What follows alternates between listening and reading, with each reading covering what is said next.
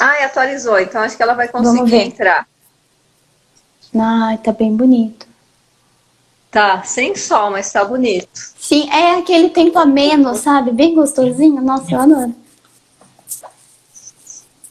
Pra mim já tá friozinho. Vamos, chamei a Maria. Ah, Ai, agora ela vai entrar com a gente. Brasileira, sou brasileira, não desisto nunca. isso mesmo. Agora deu certo. Ê! Certo. Gente, só assim eu sabia que ia ter que atualizar. Pronto. Ai, não, mas é normal. A gente tava falando que o Instagram não tá mandando assim, nossa, você precisa atualizar. Você tem que descobrir, assim. Descobre na hora que vai fazer uma live. É, exatamente. Daí eu ao vivo entrar no tema da. Como que chama? Da live de sexta-feira passada com a Érica, que foi, né? Nos viramos nos 30, nos 40, nos 50. E que ótimo que você convidou ela, porque o meu tema entra no dela, né? Entra. Nossa, eu acho que o seu entra no dela, entra no da Carol, que foi segunda-feira, que você participou com a gente sobre mulheres na ciência. Isso, exatamente. A importância do idioma, né? Então, eu acho que o seu tema vai, assim, Com tudo. abordar muitas que estão aqui. Mulher na ciência, né? E somos poucas, né? E outro dia a gente estava vendo a história da mulher nas ciências e, gente, como foi injusta. Você sabe que muitos cientistas, muitos até prêmio Nobel, o homem recebeu, mas era a mulher que... Um dos a mulher fazia parte. Sim, teve um prêmio de uma moça que ela descobriu uma sequência do DNA, uma coisa assim, não foi? Que, tipo, ela foi totalmente desconsiderada, ninguém considerou ela, e os caras que trabalhavam junto com ela levaram esse prêmio Nobel. Nossa, é cada coisa, né? Tem vários. Eu, ano passado, participei de um evento que era Mulheres na Matemática, né? É impossível falar de mulheres na matemática sem falar de mulheres na ciência de modo geral, porque a matemática é a ciência mãe, né? Eu até brinco, eu tenho muitos amigos matemáticos e eu brincava na faculdade que eu dizia para eles, né, que eles diziam a matemática é a ferramenta mais importante. Eu digo, mas químico pode dar aula de matemática e matemática não pode dar aula de química.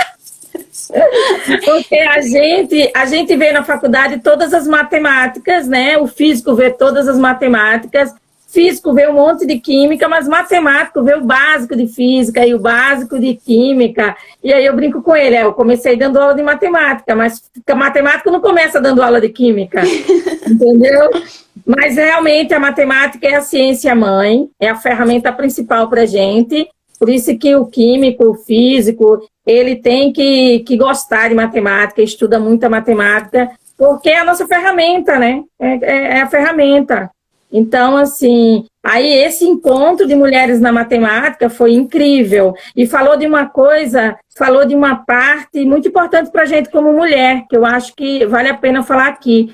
É o hiato, a lacuna que fica na carreira da mulher cientista quando ela decide ser mãe.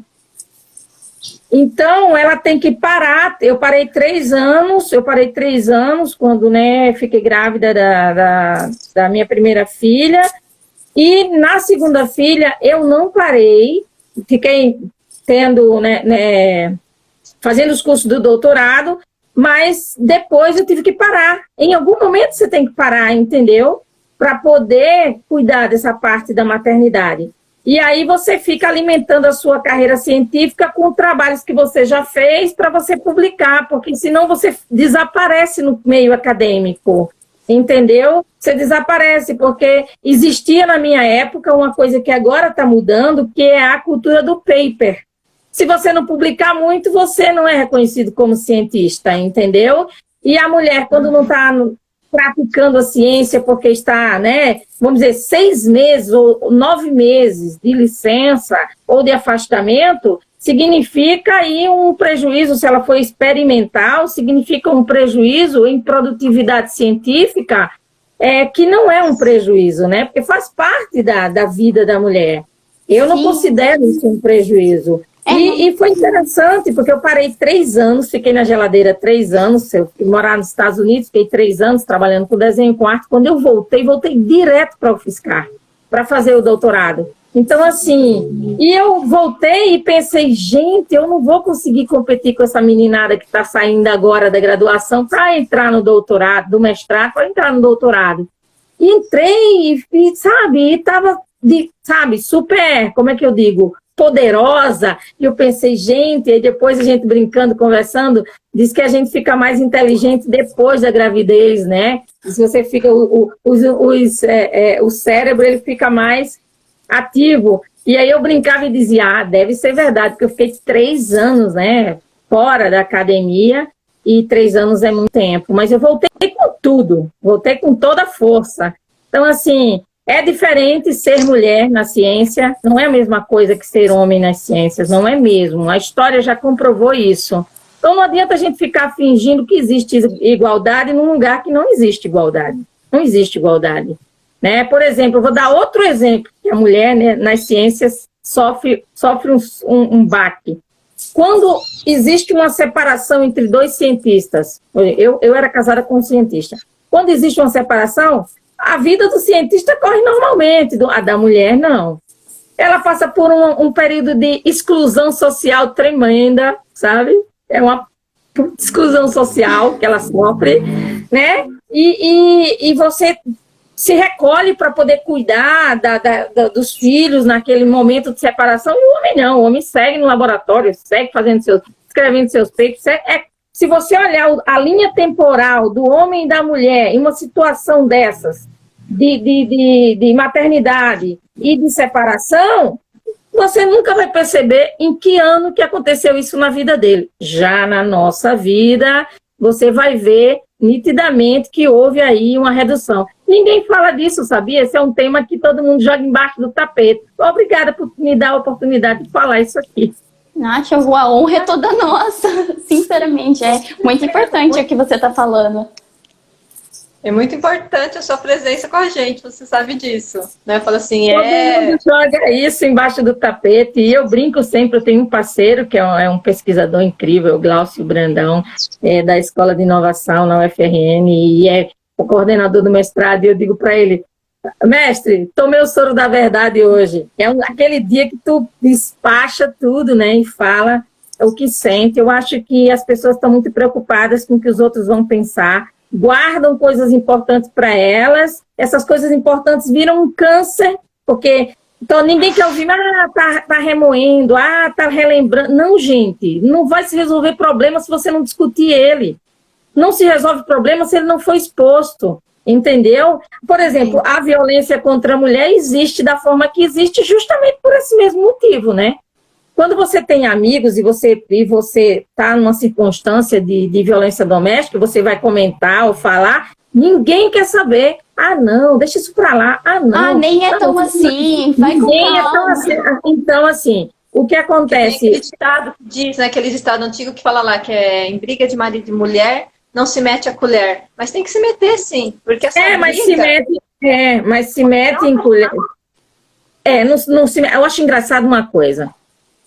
Não mete a colher na briga de marido e mulher, mas se você botar 3 tijolos na sua calçada, ele chama a fiscalização da prefeitura, aí ele mete a colher. Eu acho muito engraçado essas coisas, né? Não mete a colher numa coisa que vai representar a vida ou a morte de uma pessoa, mas mete a colher por inveja, porque o vizinho está começando a ter dinheiro para construir. O ser humano é um negócio doido, sabe? Ele mascara atitudes de preocupação com o que é correto, mas só quando lhe convém. O que é correto, se não lhe convém, eu não estou vendo. Não me convém, eu não estou vendo. Agora, se aquilo me convém, aí eu estou vendo, entendeu? Então, assim, exatamente. Eu acho que... Ele é totalmente parcial, o que é errado, né? A pessoa não quer comprar uma briga, ela não quer falar, ela não quer escolher um lado, ela fica em cima do muro. Do muro, eu detesto esse muro. Eu também. Eu detesto esse muro. Olha, uma vez eu estudava direito e eu trabalhava na Marinha. E uma vez um tenente chegou para mim, ele é uma pessoa que eu admiro demais, super correto, chegou para mim e fez uma pergunta. Maria, se você um dia, né, terminar direito e chegar a ser uma delegada e assumir uma delegacia da mulher, você vai ser imparcial? Eu disse, não, tenente, não conseguiria ser imparcial porque eu fui vítima de violência doméstica e estive dentro de um abrigo da delegacia da mulher. Então, eu não vou conseguir ser imparcial vendo as fotos e tudo que aconteceu. Então, o que eu quero dizer com isso? Que as pessoas fingem ter uma imparcialidade quando dentro delas não existe. Um juiz, por exemplo, agora eu faço a pergunta para vocês. Vamos supor que um juiz, estamos falando de mulher, né? Então, vamos falar de mulher. Vamos dizer que um juiz, ele agride a mulher dele, mas ninguém sabe, tá? Ele agride. Aí na frente dele tem ali um caso de violência doméstica e um agressor igual a ele, mas ninguém sabe, e uma mulher ali, tá? Vocês acham que ele vai mandar o cara para a cadeia? Claro Vocês acham que ele vai? Claro que não. Juízo de valor. Juízo de valor se chama isso. Os valores deles estão alinhados não com a mulher, os valores deles estão alinhados com o cidadão ali, com o homem. Então, assim, as pessoas, elas costumam, não sei se elas não percebem isso, ou se elas não querem perceber, ou se elas acham que nós não percebemos, mas a gente percebe tudo isso, sabe? A gente percebe tudo isso. E é muito difícil você ouvir o que a legislação diz e ver o que acontece realmente. Eu vou dar outro exemplo, vamos falar de mulher na ciência, outro exemplo. As mulheres, algumas mulheres, né, quando elas chegam, né, ao nível elevado da academia, elas se tornam tão duras, tão rígidas, elas são até mais cruéis com outra mulher do que os próprios homens. Eu acho isso doido. Acabam meio que se fechando de uma forma e até atacando, não é? É uma forma de defesa que não é a mais correta, mas é o que ela consegue fazer. Eu me lembro que eu tinha uma orientadora mulher, não vou dizer onde, para não, mas eu tinha cólicas terríveis. Isso culminou numa cirurgia, só para ter uma ideia.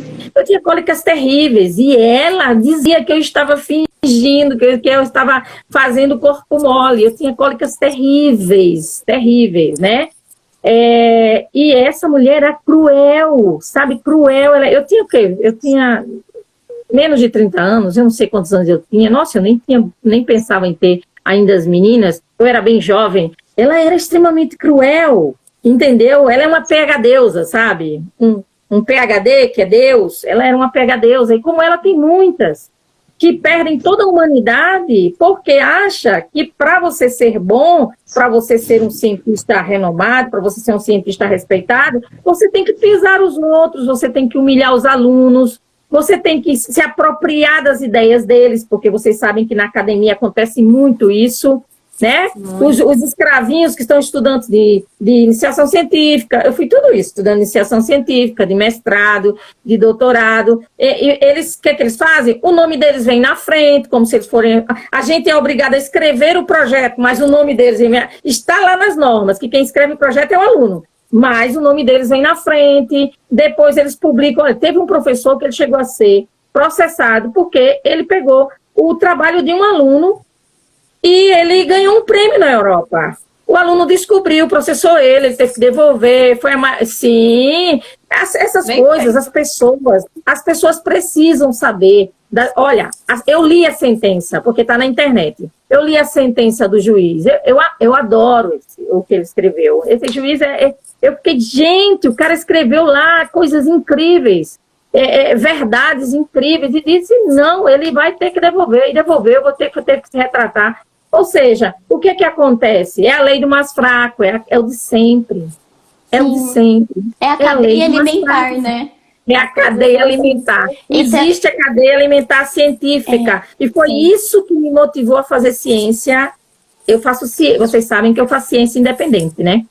Eu sou uma cientista independente. Porque todo mundo acha que você só consegue fazer ciência, você só pode ser cientista, só pode ser professor se você estiver dentro de uma universidade. Se bem que o vírus veio aí agora, o Covid, mostrou que não é nada disso, né?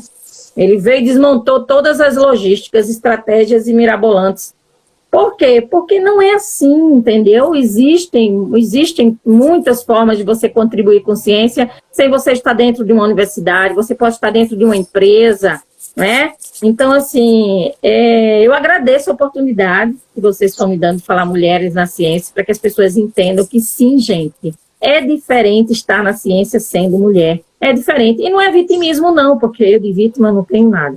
Não é vitimismo, não. É diferença mesmo, entendeu? É questão de diferenças. E essas diferenças têm que ser respeitadas e elas não estão sendo respeitadas. Nesse congresso aí de mulheres na matemática, que falou de mulheres na ciência, eu depois vou mandar para você o link. Foi interessante ouvir mulheres que tiveram que parar para a maternidade, o marido conseguiu, se destacou, concursou, entrou na universidade, é pesquisador e ela até hoje não consegue se recolocar.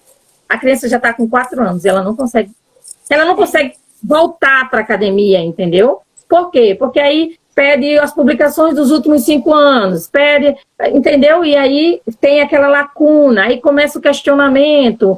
É muito difícil, sabe? É muito difícil. Eu tenho certeza que muitas mulheres que, se tiverem a oportunidade de assistir o que eu estou falando, vão se identificar com todas essas mazelas que fazem, né, da academia, que fazem com cientistas injustamente, porque são mulheres competentes, são cientistas que produziram durante muitos anos, que demonstraram que o lugar que elas ocuparam é devido. Mas na hora que você para um pouquinho, aí, por outro lado, já tem mulheres que, por medo disso, abandonam completamente o outro lado e seguem em frente. Sim, parece que você tem que fazer essa escolha, porque senão sua vida acaba. Essa é a discussão. Exato. E eu acho isso muito injusto, né? Porque ser mãe não deveria ser um motivo para você parar de trabalhar, parar de produzir. Você não está inválida. É só um outro momento da sua vida. Assim como a paternidade. Ela também deveria ser vista com esses olhos, né? De que é um momento da vida. Você não pode largar tudo. E, tipo, tá tudo bem você ser mãe, sabe? Você não deveria ser tão cruel essa escolha entre ser mãe e continuar sua carreira profissional. Esses dias eu assisti uma minissérie e foi muito interessante, a mãe falando, né, da ausência do pai, tudo bem assim, o cara trabalhando, enfim, aquela loucura, um policial, e a mãe fala, né, da falta que a filha sente da presença dele, enfim, e ele fala assim pra ela, mas eu te ajudo no que dá, e ela falou, eu falei, gente, aquilo foi incrível, ela falou assim, eu não preciso que você me ajude a ser mãe, eu preciso que você seja pai. Exatamente. Exatamente isso. Né? Sabe onde começa a injustiça? Sabe onde começa a injustiça? A partir do momento que a justiça dá um tempo de licença maternidade maior que a paternidade, ela já está dizendo que é responsabilidade da mulher cuidar sozinha. Você vai excluindo ela aos poucos, né? Das esferas que ela participa. Não, na verdade, o pai tem que ter o mesmo tempo de licença paternidade que tem a mãe de licença maternidade. Os dois juntos têm que cumprir essa licença. Na hora que a licença maternidade é de quanto? 5 dias, 7 dias? A justiça já está dizendo que isso não é da alçada do pai. É da alçada da mãe, por isso que ela que tem que ter. E não é assim. Então a gente começa a ter que pensar em mudar a própria legislação. Muitas vezes eu até digo, como é que você vai fazer o homem entender que é responsabilidade dele, se no trabalho a lei só dá para ele 7 dias para ficar em casa? Você tem que começar responsabilizando. Exato. Para você dizer que uma pessoa tem responsabilidade igual a outra, você tem que dar a ela o mesmo tempo de dedicação àquela responsabilidade. Na hora que a legislação bota meses para a mulher e 1 semana para o homem, ela mesma já está dizendo, não é tua responsabilidade, vai-te embora trabalhar, que agora o negócio é com a mulher. E não é isso, entendeu? Então, porque se colocasse em casa o homem no mesmo tempo que coloca a mulher, muitos empregadores não iam ter receio de contratar a mulher por causa da licença maternidade, porque o homem também tem o mesmo tempo. Se você quer igualdade, coloca. Se você quer igualdade, coloque regras iguais. Não existe igualdade quando as regras são diferentes.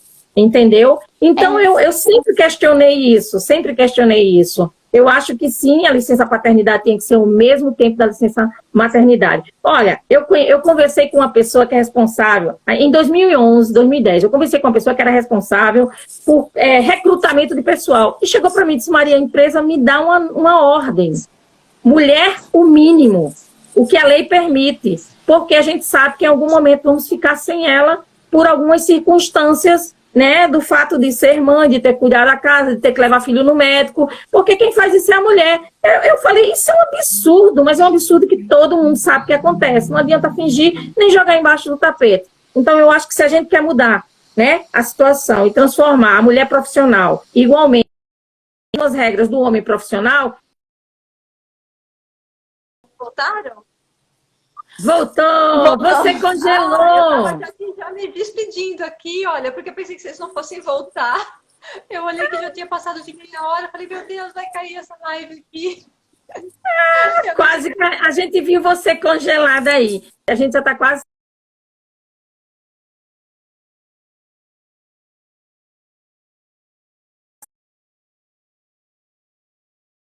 Tem muito